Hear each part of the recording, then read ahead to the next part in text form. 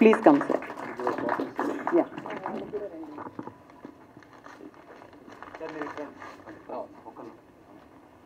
అన్వీక్షకి సంస్థ ఇప్పటికీ 135 పుస్తకాలను ప్రచురించారు. ఇందులో చాలా పుస్తకాలకు బహుమతులు అందుకున్నాయి. పుస్తకాలన్నీ కూడా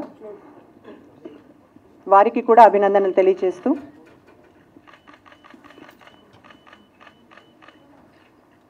నజీబ్తో కూర్చుని అనేక రోజుల పాటు, నెలల పాటు ఆ కథని విని ఒక నవలగా దాన్ని మలిచాడు, ఆడు జీవితం. ఈ ఆడు జీవితం నవలను కల్వకుంట్ల రామారావు గారు ఇవాళ ఆవిష్కర్తగా, ముఖ్య అతిథిగా ఉండడం సరైనది అని స్వర్ణ అనుకోవడం మంచి విషయము. వారిని ఇప్పుడు స్పందించవలసిందిగా ముఖ్య అతిథి ప్రసంగాన్ని ఆవిష్కరించవలసిందిగా కోరుతున్నాను.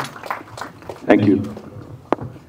సభాధ్యక్షురాలు డాక్టర్ నీరజ గారు, గౌరవనీయులు పెద్దలు, ఈ కార్యక్రమానికి ఆత్మీయ అతిథులుగా విచ్చేసిన గౌరవ మా మిత్రులు, పెద్దలు, ప్రొఫెసర్ కంటా చక్రపాణి గారు, తెలంగాణ పబ్లిక్ సర్వీస్ కమిషన్ మాజీ చైర్మన్ కూడా వారు, గౌరవనీయులు నాకు ఆత్మీయులు, అత్యంత సన్నిహితులు, పెద్దలు, ఎన్నో విలువైన పుస్తకాల్ని తెలుగు సాహిత్యానికి అందజేసిన గౌరవనీయులు శ్రీ పెద్దింటి అశోక్ కుమార్ గారు, సోదరి, ఈరోజు ఈ గోడ్ డేస్ అనే ఇంగ్లీష్ పుస్తకాన్ని మలయాళంలో మొదట బెంజమిన్ గారు రాసిన పుస్తకాన్ని ఈరోజు తెలుగులోకి తర్జుమా చేసి అనువదించి ఒక చక్కటి నవలని తెలుగు భాషాభిమానులకి, తెలుగులో సాహిత్యాభిమానులకు అందజేసిన సోదరి స్వర్ణ కిలారి గారు, ఆదివారం పూట కూడా ఇంత పెద్ద ఎత్తున విచ్చేసిన సాహిత్యాభిమానులందరికీ, పేరు పేరున పాత్రికేయ మిత్రులకి,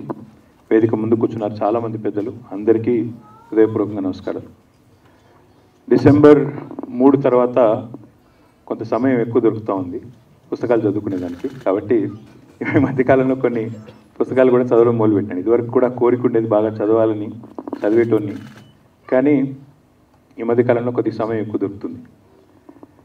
ఇక్కడికి రాగానే మన స్వర్ణ గారు ఈ కార్యక్రమానికి ఆహ్వానించినప్పుడు కొద్దిసేపు స్వర్ణ గారి గురించి, అదేవిధంగా మా సోదరుడు దిలీప్ కొనతం గారు కొద్దిసేపు కూర్చుని మాట్లాడినప్పుడు స్వర్ణ గారు 2-3 పేర్లు చెప్పినారు. ఏమేమి రాసినారు ఇదివరకు మీరంటే, వారు చెప్పిన 3-4 పేర్లు అంటే చాలా ఆనందం కలిగింది. ఎందుకంటే తెలుగు భాషాభిమానులకు, తెలుగును అభిమానించే వారికి, ఈ భాషలోని సౌందర్యాన్ని, ఈ భాషలో ఉండే ఒక అందమైన ధ్వనిని ఆస్వాదించే వాళ్ళందరికీ కూడా ఆనందం కలిగే విధంగా తన పేర్లు, తన గత పుస్తకాల పేర్లు కూడా పెట్టినారు. లిప్తకాలపు స్వప్నం, ఎంత చక్కటి పేరు, ఒకసారి వింటేనే ఆనందం అనిపించే విధంగా లిప్తకాలపు స్వప్నం అనే పేరు పెట్టిన. ఇంతియానం, నాకు మొదలు ఇంతియానం అంటే అర్థం కాలేదు. ఇంతియానం అంటే ఏందని అడిగిన, అంతరిక్షయానం లాగా ఏందని అడిగితే, లేదు ఇంతి అంటే స్త్రీ కదా.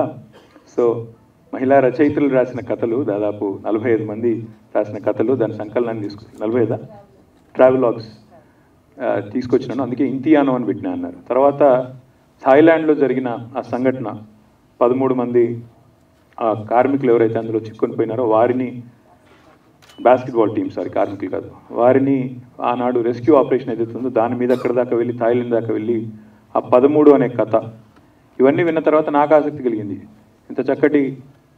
ఇంత చక్కటి సాహిత్య పట్టు ఉన్న వాళ్ళు, సాహిత్యం మీద పట్టున్న ఈ సోదరి రాసిన ఈ కార్యక్రమానికి తప్పకుండా రావాలని చెప్పి ఈరోజు ఇక్కడికి రాగానే ఇంకా ఎక్కువ సంతోషం కలిగింది. ఎందుకంటే మొదటిది పబ్లిషర్ పేరు కూడా చాలా చక్కగా ఉంది, అన్వీక్షిక.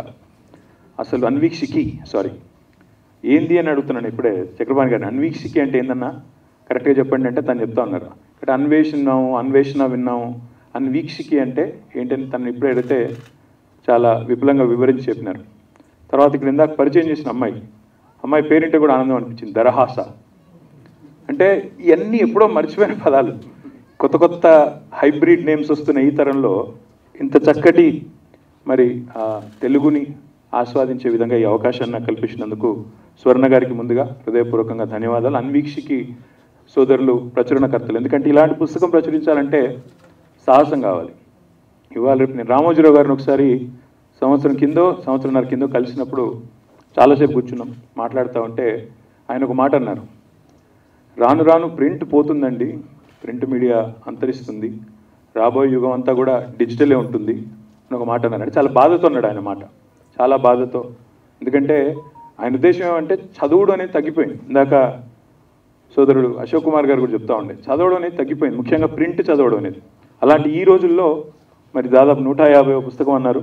సో ఆ ప్రచురణకర్తలు, అన్వీక్షికి, పబ్లిషర్స్ కూడా హృదయపూర్వకంగా అభినందనలు. వలస మానవ జీవితంలో ఒక నిజం.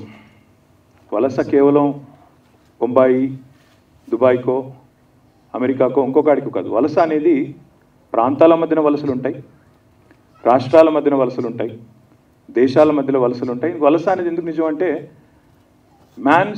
Human beings pursuit of better life, అంటే మెరుగైన జీవితం కోసం, మెరుగైన ఉపాధి అవకాశాల కోసం, మెరుగైన మరి తన జీవిత భద్రత కోసం మనిషి ఎప్పటికప్పుడు ప్రయాణిస్తూనే ఉంటాడు.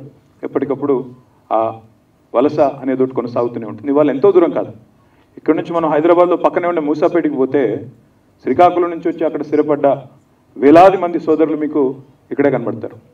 పక్కన నుంచి అక్కడ ఉన్న ఏ హోటల్లోకి పోయినా హైదరాబాద్లో ఇవాళ ఒరిస్సా నుంచి వలస వచ్చిన వందలాది మంది పిల్లలు ప్రతి హోటల్లో అక్కడ పనిచేస్తూ కనబడతారు.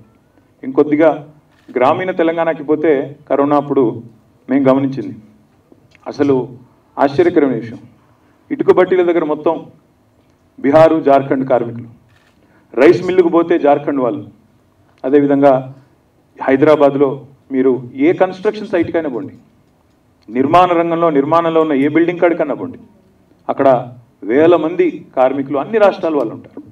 ఒకనాడు భారతదేశంలో ఎక్కడైనా ఒక బ్రిడ్జ్ కడుతున్నారన్నా, ఒక ప్రాజెక్టు కడుతున్నారన్నా, ఒక నిర్మాణం ఏదైనా జరుగుతుంది అంటే ఖచ్చితంగా అక్కడ మీకు వినబడే పేరు పాలమూరు లేబర్.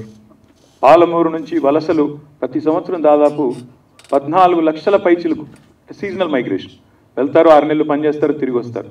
అట్లా కొంత సీజనల్ మైగ్రేషన్ ఉంటుంది, కొంత ఏమో ఇప్పుడు నజీబ్ లాగా మరి సంవత్సరాల పాటు భార్య పిల్లలతో సంబంధం లేకుండా కుటుంబాలను మర్చిపోయి అక్కడ పోయి వలసపోయే పరిస్థితి కొంతమందికి.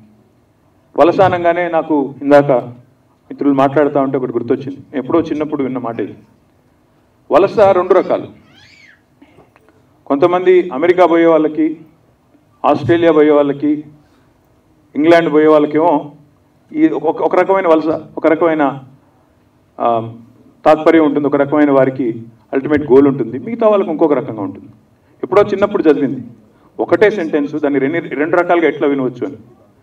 ఒక ఆయన అంటారు జీవితం ఆశల తోరణం అంటారు. కాదు, జీవితం ఆశలతో రణం అని ఇంకొకరు అంటారు. అమెరికా పోయే వాళ్ళకి, లండన్ పోయే వాళ్ళకి, ఆస్ట్రేలియా పోయే వాళ్ళకేమో జీవితం ఆశల తోరణం. ఎందుకంటే ఒక సోషల్ స్ట్రాటా నుంచి పైకి మరొక మెట్టు పైకి ఎక్కడానికి అదొక సాధనం. ఎందుకంటే ఒక కుటుంబానికి కుటుంబం, ఆ తరం పూర్తిగా మళ్ళీ జీవితంలో వెనక్కి తిరిగి చూసుకునే అవసరం లేకుండా స్థిరపడడానికి జీవితం ఆశల తోరణంగా ఒక రకమైన వలస. మరొక రకమైన వలస జీవితం ఆశల తోరణం, ఏదో సాధిద్దామని, ఏమో చేద్దామని. నేను స్వయంగా పోయాను దుబాయ్కి మంత్రిగా. కొన్ని రోజులు నేను ఎన్ఆర్ఐ అఫేర్స్ శాఖ కూడా నేను నిర్వహించాను. ఆ సందర్భంగా నేను లేబర్ క్యాంపులకు కూడా పోయాను దుబాయ్లో. నిజంగా మీరు నేను చెప్తే నమ్మరు, మీకు చూస్తే కానీ నమ్మరు, ఎవరైనా అనుభవిస్తే కానీ నమ్మం. శ్రీనివాస్ గారు పనిచేసే పత్రికలో ఇర్ఫాన్ అనే ఒక పిల్లోడు ఉంటాడు, ఆయన రాస్తూ ఉంటాడు గల్ఫ్ నుంచి, గల్ఫ్ డైరీ అని. నేను చదువుతూ ఉంటాను అది. అట్లా గల్ఫ్లో బాధలు, గల్ఫ్లో వ్యతలు, అక్కడి వ్యధలు, యథార్థమైన సంఘటనలు ఒక్కొక్కటి చదివినా విన్నా కొద్దిగా ఆకలింపు చేసుకున్నా మనిషి అనేవాడు ఎవరికైనా కూడా గుండె తరుక్కుపోక తప్పని పరిస్థితి. నేను స్వయంగా లేబర్ క్యాంపులో పోయాను, మీరు నమ్మరు చెప్తే. ఒక మొత్తం డార్మిటరీ మాదిరిగా ఒక చిన్న చిన్న రూమ్లు ఉంటాయి. ఒక్కొక్క రూమ్లో 8 మంది, 10 మంది, 12 మంది ఆ బంక్ బెడ్లు, పిల్లలకు కదా హాస్టల్లో వేసినట్టు బంక్ బెడ్లు. అందులో మీ పెట్టే బిడ్డ చదువుకోవడానికి కూడా ఎక్కువ జాగా ఉండదు, లేబర్ క్యాంప్స్ అవి. అది మరి మనం దుబాయ్ అనగానే మనకు గుర్తొచ్చేది ఏంటిది? బుర్జ్ ఖలీఫాలు, పెద్ద పెద్ద అందమైన బిల్డింగులు, ఇంకా అద్భుతమైన రోడ్లు, షేక్ జాయద్ రోడ్డు, ఇంకో రోడ్డు. కానీ నిజమైన దుబాయ్ ఏది అంటే ఇంకో దుబాయ్ కూడా ఉంది, దాని పక్కకే డేరా అనే ప్రాంతం ఉంటుంది, ఇంకోటి ఉంటుంది. అక్కడ మొత్తం లేబర్ క్యాంపులు. ఆ లేబర్ క్యాంపుల్లో అత్యంత అమానవీయమైన కండిషన్స్ ఉంటాయి. చాలా నిర్దాక్షిణ్యంగా వారిని కేవలం మనుషుల్లా కాకుండా కేవలం పనిచేసే యంత్రాల్లాగా చూసే దారుణమైన పరిస్థితులు కూడా అక్కడే ఉంటాయి. అక్కడ కింద కూర్చున్నాం అందరం, అదే డార్మిటరీలో కింద కూర్చుంటే చుట్టూ కాక్రోచెస్, బొద్దింకలు, జిల్ల పురుగులు తిరుగుతున్నాయి. అక్కడే తినాలా, అందులోనే ఉండాలా, కష్టపడాలా. చివరికి నేను అడిగినప్పుడు, నేను పోయినప్పుడు సమ్మర్, ఆ రోజు ఇట్లే ఫ్రైడే, అక్కడ ఫ్రైడే హాలిడే, ఫ్రైడే రోజు పోయినాం, కలిసినాం. మీకు వారానికి ఎన్ని రోజులు పని చేస్తారంటే వారు చెప్పిన మాట ఏంటి నిజంగా బాధ అనిపించింది. అన్న అప్పుడప్పుడు 5 రోజులు కూడా పని చేపిస్తారు అన్నారు. ఈ ఎండలో బయట 43-45 డిగ్రీల సెంటిగ్రేడ్, అక్కడ మళ్ళీ ఆ ఉష్ణోగ్రత కూడా ఎట్లుంటుందంటే స్కార్చింగ్ డ్రై హీట్, హ్యూమిడిటీ ఉండదు. ఆ హీట్లో ఎట్లా పని చేస్తారు అంటే వాళ్ళు చెప్పిన మాట ఏం చేయమంటారు, ఇక్కడ ఏసీ బంద్ చేస్తారు, రూముల్లో ఏసీ కావాలని బంద్ చేస్తారు, చచ్చినట్టు బయటికి పోవాల్సిందే. అంటే ఉక్కపోతతో విధి లేక బయటికి పోయి పని చేయాల్సిన ఒక దుస్థితి. ఇది వాస్తవమైన పరిస్థితి వాళ్ళు దుబాయ్లో ఉంది. నిజంగా కూడా చాలా ఆలోచించిన తర్వాత, ఇప్పుడు మీరు ఆనాడు పాలసీ రూపొందించినప్పుడు కానీ, ఇక్కడ నుంచి పోయి ఎక్కడో ఎడారుల్లో అవస్థలు పడే, గల్ఫ్లో బాధపడే మన వాళ్ళ కోసం ఒక మంచి పాలసీ తేవాలని ఆలోచించినప్పుడు నిజంగా ఆలోచిస్తే ఒక విచిత్రమైన డైకాటమీ. నేను అర్బన్ డెవలప్మెంట్ మినిస్టర్గా ఇక్కడ పనిచేసిన. హైదరాబాద్లో ఎంతోమంది బిల్డర్లు, చివరికి కరోనా అప్పుడైతే చాలామంది కార్మికులు వారి వారి స్వస్థలాలకి నడుచుకుంటూ వెళ్ళిపోతాం మేము, అవసరమైతే ట్రైన్ లేకపోతే, బస్సు లేకపోతే అని చెప్పి బయలుదేరినప్పుడు వాళ్ళ క్యాంపులకు కూడా వెళ్ళి వాళ్ళని బతిలాడారు. హైదరాబాద్ ఎప్పుడు మనకి ఇట్లా దొరకదు, ఇంత ఖాళీగా ఎప్పుడు దొరకదు, అందరినీ ఇళ్లలో కట్టేసిన వాతావరణం మళ్ళీ ఎప్పుడు దొరకదు, మనం ఇప్పుడే పని చేయాలా, మనకి రోజు నార్మల్గా 6 గంటలే టైం దొరుకుతుంది హైదరాబాద్లో కొత్త రోడ్లు వేయాలన్నా, కొత్త బ్రిడ్జిలు కట్టాలన్నా, కొన్ని రోజులు మాకు సహకరించండి, ఈ 2-3 నెలల్లో వేగంగా రోజుకి 18 గంటలు పని చేయొచ్చు, లేదా రోజుకి 12 గంటలు పని చేయొచ్చు, కావాలనుకుంటే 3 షిఫ్ట్లో కూడా పని చేయొచ్చు అని ఒప్పించడానికి లేబర్ క్యాంపులకు పోయినాం. ఈ లేబర్ క్యాంపులకి అక్కడ లేబర్ క్యాంపులకి నాకేం పెద్ద తేడా కనబడలేదు. ఎందుకంటే మనం ఈరోజు నజీబ్ గురించి, ఎక్కడో గల్ఫ్లో పడ్డ బాధల గురించి మాట్లాడుతున్నాం, కానీ వలస ఎంత వాస్తవమో వలసలో ఎక్స్ప్లాయిటేషన్ కూడా అంతే వాస్తవం. అది భారతదేశం కావచ్చు, అక్కడ ఎడారి గల్ఫ్ దేశాలు కావచ్చు, ఇంకొకడ కావచ్చు. ఎందుకంటే మనిషిలో ఒక విచిత్రమైన వైవిధ్యం ఉంటుంది ఆయన పర్సనాలిటీలోనే. ఇది ఎక్కడ అనిపించిందంటే నాకు మొదటిసారి ఆ గల్ఫ్లో వాళ్ళని అడిగిన నేను, ఎంత సంపాదిస్తారు మీరు అని. ఎందుకంటే ఎప్పుడు చదువుతూ ఉంటాం పేపర్లలో, ఇంగ్లీష్ పేపర్లు రాస్తూ ఉంటాయి, $125 బిలియన్ రెమిటెన్సెస్ ఇండియాకు వస్తున్నాయి ప్రతి సంవత్సరం. అంటే $125 బిలియన్ అంటే దాదాపు 1,00,000 కోట్లు. 1,00,000 కోట్లు మన ఎన్ఆర్ఐలు పంపుతున్నారు, అందులో 3వ వంతు గల్ఫ్ నుంచే వస్తుంది అని చెప్పి రాస్తూ ఉంటారు. ఈ లెక్కన వీళ్ళు ఎంత సంపాదిస్తున్నారబ్బా అని చెప్పి నేను అడిగింది.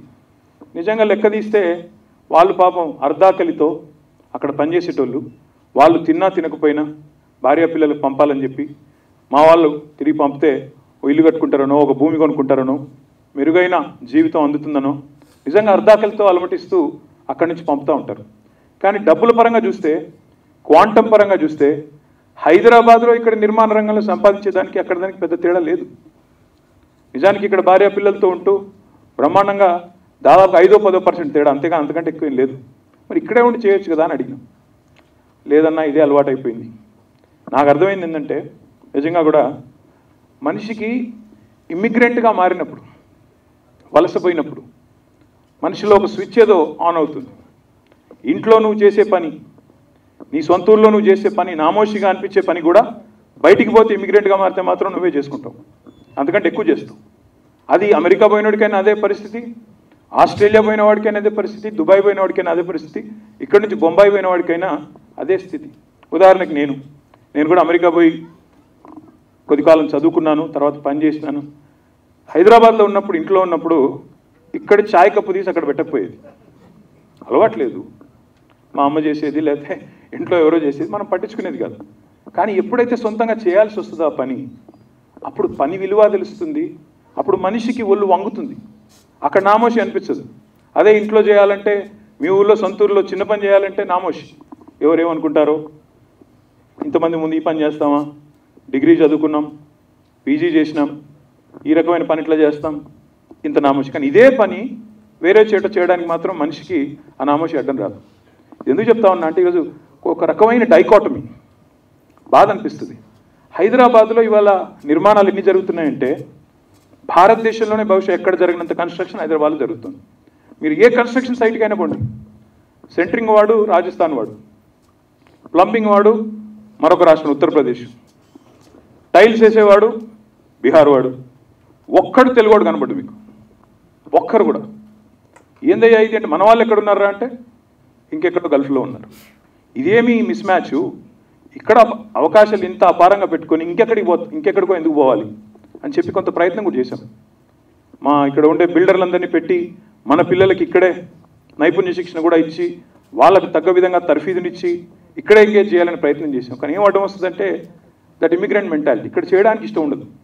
అదే పని ఇక్కడ చేయడం, ఎందుకంటే చదువుకున్నాం, మన ఊరిలో ఇట్లా చేయడం బాగుండదు, ఇంకో కాడ ఎక్కడో మనం తెలియని కాడ అంటారు చూడండి, అడ్వాంటేజెస్ ఆఫ్ అనానిమిటీ అని. ఎక్కడో మనం ఎవరో తెలియని కాడైతే ఏ పనైనా చేయొచ్చు, కానీ ఇక్కడ మాత్రం చేయడం తలవంపులు అనే ఒక భావన. అందుకే వలసలో ఎన్నో పార్శ్వాలు ఉన్నాయి. నా రిక్వెస్ట్ స్వర్ణ గారితో, ఈరోజు మీరు మేక బతుకు అని చెప్పి నజీబ్ కహానీ అక్కడి స్టోరీ చెప్పారు, సమీర్ను గుర్తు చేసుకున్నారు. మరి మా అశోక్ అన్న పెద్దూరులో మా వాళ్ళు శివరాత్రి సోదరులు, వాళ్ళ ఇంటి పేరు శివరాత్రి మల్లేషు ఇంకా ఇతరులు, వాళ్ళు నలుగురు పాపం ఏదో దేశానికి పోయి అనుకోకుండా తెలియని చట్టాలు, భాష రాదు, చట్టం తెలియదు, అక్కడి న్యాయంలో మనకు ఎంత అన్యాయం జరుగుతుందో కూడా మనకు తెలియదు. అలాంటి పరిస్థితుల్లో ఒక హత్యా నేరం కింద పాపం 27 ఏళ్ల పాటు జైలు శిక్ష పడింది. అట్లా ఒక్కటి కాదు, అవి చూస్తే నేను ఆ జైలు కూడా పోయినాను. అవీర్ జైలు అని దుబాయ్ నుంచి దాదాపు 2 గంటల దూరంలో ఉంటుంది. జైలుకు కూడా పోయి వాళ్ళని కలిసిన వాళ్ళు ఒక్కరిని నేను కలవడానికి పోతే మన వాళ్ళు 100 మంది ఉన్నారు లోపల. ఇండియన్స్ ఉన్నారు, తెలుగు వాళ్ళు ఉన్నారు, ఇతర రాష్ట్రాల వాళ్ళు ఉన్నారు, పట్టించుకునేవారు లేరు. ఎందుకు చెప్తా ఉన్నా ఇదంతా అంటే వలసలో వ్యధలు, వలస గాథలు, వలస హైదరాబాద్కి కావచ్చు, బొంబాయికి కావచ్చు, మీరు అన్నట్టు దుబాయ్కి కావచ్చు, బొగ్గుబాయికే కావచ్చు, దీని చుట్టూ కూడా ఇంకా చాలా చాలా సాహిత్యం రావాల్సి ఉంది, చైతన్యం పెరగాల్సి ఉంది. అన్నింటికి మించి అసలు ఈ వెదకు కారణం ఏంటని ఒక్కసారి ఆలోచిస్తే జాగ్రత్తగా, this is the most unorganised sector. ఇప్పుడు హైదరాబాద్లో ఉండే నిర్మాణ రంగ కూలీలకి ఒక ఫెడరేషన్ అంటూ కానీ, ఒక సంస్థ అంటూ కానీ, సంఘటితం చేసే ఒక యంత్రాంగం కానీ లేదు. అలాగే అక్కడ ఉండే గల్ఫ్లో ఉండే మన సోదరులకు కూడా వాళ్ళకంటూ ఒకటి లేదు. ఇంకా బాధాకరం ఏంటంటే సుష్మా స్వరాజ్ గారు ఒకసారి విదేశాంగ శాఖ మంత్రిగా ఉన్నప్పుడు మమ్మల్ని అందరినీ ఎన్ఆర్ఐ అఫేర్స్ చూసే మినిస్టర్స్ అందరినీ ఒక మీటింగ్ పిలిచారు. పిలిచినప్పుడు ఆమె పెట్టిన ఒక అందులో మీ రివ్యూలో ఒక సబ్ హెడింగ్ ఏంటంటే హ్యూమన్ ట్రాఫికింగ్ జరుగుతోంది, మహిళల ఎక్స్ప్లాయిటేషన్ జరుగుతోంది గల్ఫ్లో. అందులో ముఖ్యంగా ఆంధ్రప్రదేశ్, తెలంగాణ నుంచే మహిళల్ని కూడా అక్కడికి డొమెస్టిక్ మేడ్స్గా తీసుకెళ్ళి అక్కడ సెక్షువల్గా ఎక్స్ప్లాయిట్ చేస్తున్నారు, దారుణంగా వాళ్ళని హింసిస్తున్నారు. దీనికి అడ్డుకట్ట వేయాలనేది ఒక చర్చ అధికారులు, మొత్తం భారత ప్రభుత్వం, రాష్ట్ర ప్రభుత్వాలతో. మరి దానికి పరిష్కారం ఇంకా పూర్తిగా లభించిందా లేదా నేను ఫాలోఅప్లో లేను. కానీ ఇలాంటి ఎన్నో సమస్యలు కోకొల్లలుగా ఉన్నాయి. నా రిక్వెస్ట్ ఏంటంటే సాహిత్యాభిమానులతో, ముఖ్యంగా హృదయం ఉన్న సాహితీవేత్తలతో, ఇందాక అశోక్ కుమార్ గారు ఒక మాట అన్నారు, తన కోసం తాను ఏడిస్తే స్వార్థం, సమాజం కోసం ఏడిస్తే సాహిత్యం అన్నారు, ఏడ్చినట్టు నడిస్తే రాజకీయం అని కూడా అన్నారు. అందరూ ఒకలాగా ఉండరు అన్నాను. మరి రాజకీయ నాయకులు అందరినీ దులిపితే ఎట్లా? అంతటా ఉన్నట్టే మంచి వాళ్ళు ఉంటారు, చెడ్డవాళ్ళు ఉంటారు. మరి రాజకీయం అంటేనే ఇంకా దుర్మార్గం, అరాచకం అన్నట్టుగా చిత్రీకరిస్తే అప్పుడప్పుడు బాధ అయింది. మరి ఇది కరెక్ట్, ఉండడం కరెక్టా, ఇందులో వెళ్ళిపోవడం కరెక్టా అని కూడా అప్పుడప్పుడు అనిపిస్తుంది. కానీ ఒకటి మాత్రం వాస్తవం, సమాజం కోసం ఇతరుల బాధని కనుక వ్యక్తీకరించే వేదిక ఉంటే అది పత్రికల ద్వారా కానీ, దినపత్రికల ద్వారా కానీ, లేదా మాసపత్రికల ద్వారా కానీ, లేదా నవలల ద్వారా కానీ ప్రజల దృష్టి తీసుకొని రావడానికి మీరు చెప్పినట్టు ఆడిబుల్ బుక్స్ ద్వారా కానీ, ఆడిబ్లీ లాంటి యాప్స్ ద్వారా కానీ, డిజిటల్ పబ్లికేషన్స్ ద్వారా కానీ ఎంత తీసుకొచ్చి ఎంత చైతన్యాన్ని మనం ప్రమోట్ చేసి ఎంత అద్భుతంగా, ఎందుకంటే లాస్ట్ ఇన్ ట్రాన్స్లేషన్ అంటారు, మీరు అనువదించారు కాబట్టి సినిమా కూడా వచ్చింది, మీరు చూసే ఉంటారు లాస్ట్ ఇన్ ట్రాన్స్లేషన్. అనువాదంలో చాలాసార్లు హృదయం పోతుందా, మొదట రాసిన పుస్తకానికి చివరిగా మళ్ళీ 18 భాషలు, 8 భాషలు, 19 భాషల్లో అనువదించినప్పుడు ఉన్న ఒరిజినల్ సోల్ పోతుంది. కానీ ఆ సోల్ అనేది ఇంటాక్ట్గా ఉంచుతూ దాన్ని ఇంకో భాషలోకి అనువదించడం అంటే అది గొప్ప కళ. మరి ఈరోజు చక్కగా సక్సెస్ఫుల్గా చేసినందుకు స్వర్ణ గారికి, ఇంకా ఇతర సాహితీ ప్రియులందరికీ పేరు పేరున అభినందనలు తెలియజేస్తూ, తప్పకుండా ప్రధాన ప్రతిపక్షంగా మేము కొంత పని చేస్తున్నాం ప్రభుత్వంలో. టామ్కామ్ అని ఒక సంస్థ పెట్టాము. ఇక్కడి నుంచి విదేశాలకు పోయే వాళ్ళు ఏజెంట్ల చేతిలో మోసపోకుండా వారికి సరైన ఉపాధి అవకాశాలు దొరికే విధంగా ఒక సంస్థ పెట్టాము. తర్వాత ఇక్కడ మెరుగైన అవకాశాలను రండి అని కొంత ప్రమోట్ చేశాము. సాధ్యమైనంత మేరకు సహాయం చేశాము. ఇంకా చేయాల్సింది చాలా ఉంది. తప్పకుండా ప్రధాన ప్రతిపక్షంగా మా బాధ్యతను ఆ దిశగా కూడా నిర్వర్తిస్తామని చెప్పి విజ్ఞప్తి చేస్తూ ఈ అవకాశాన్ని నాకు ఇచ్చినందుకు స్వర్ణ గారికి, నీరజ గారికి, ఇంకా మిత్రులందరికీ కూడా ధన్యవాదాలు. నమస్కారం. Thank you.